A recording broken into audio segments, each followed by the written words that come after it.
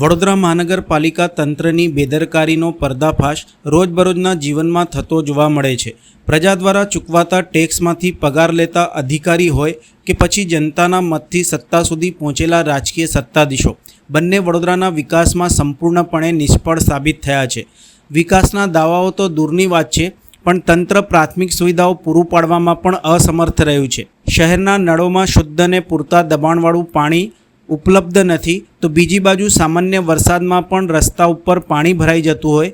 તંત્રની નબળી યોજના અને ભ્રષ્ટ કામગીરીનું આ સાક્ષાત ઉદાહરણ છે। ગઈકાલે લાંબા વિરામ બાદ વડોદરામાં પડેલા સામાન્ય વરસાદે જ સયાજીગંજ વિસ્તારને પાણીથી ઘેરાઈ જવા મજબૂર કરી દીધો હતો।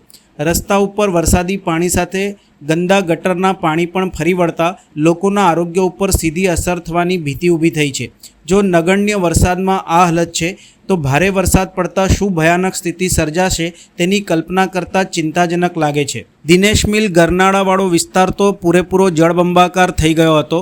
પૂરતા આયોજનના અભાવે અને ગુણવત્તાવિહીન કામગીરીના પરિણામે પ્રજા બેચારી ત્રાહિમામ પોકારી રહી છે, જ્યારે જાડી ચામડી ધરાવતા સત્તાધીશો અને અધિકારીઓના પેટનું પાણી હજુ પણ હાલતું નથી। શહેરના લોકો હવે સીધો સવાલ પૂછે છે કે વિકાસના મોટા સ્લોગનોથી વધુ મહત્ત્વનું શું પ્રાથમિક સુવિધા ન હોય, જેથી તંત્ર વહેલી તકે આ સમસ્યાનું યોગ્ય નિરાકરણ લાવે, જેથી ભવિષ્યમાં આવા પ્રશ્નોનું નિર્માણ ફરી ન થાય।